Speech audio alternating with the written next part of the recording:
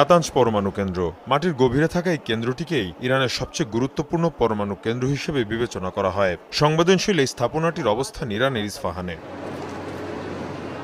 কৌশলগত অবস্থানের কারণে ইরান এবং এর বিরোধীদের কাছে শুরু থেকে গুরুত্বপূর্ণ ইস্পাহান শহরটি। তবে গেল কয়েক দশক ধরে অঞ্চলটিকে কেন্দ্র করে সামরিক এবং পারমাণবিক বিভিন্ন স্থাপনা তৈরি করেছে ইরান। ফলে অন্যান্য যে কোনো স্থানের চেয়ে ইস্পাহান হয়ে উঠেছে সংবেদনশীল। নিউক্লিয়ার ফ্যাসিলিটি এবং সেন্ট্রিফিউজ উৎপাদনের জন্য প্রদেশটির দক্ষিণ পূর্বাঞ্চলের জেরদেনজানকে বলা হয় পরমাণু কেন্দ্রের পাহাড়। নাতানজের পাশাপাশি 3টি রিয়্যাক্টর গবেষণা কেন্দ্র আছে ইস্পাহানে, যেখানে জ্বালানি উৎপাদন করা হয়।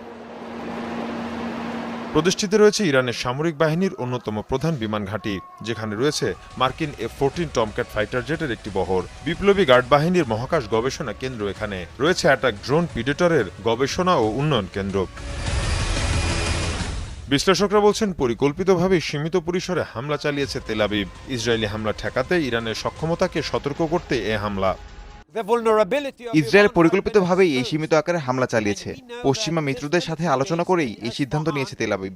এই কারণেই তারা ব্যাপক অর্থে এই হামলা চালায়নি। সীমিত পরিসরে চালানো হামলাতেই ইরানের দুর্বলতা প্রকাশ পেয়ে গেছে। এর আগেও ইসরায়েলের বিরুদ্ধে নাতানজ পরমাণু কেন্দ্রে স্যাবোটাজের অভিযোগ আনে ইরান। মীর মুশফিক।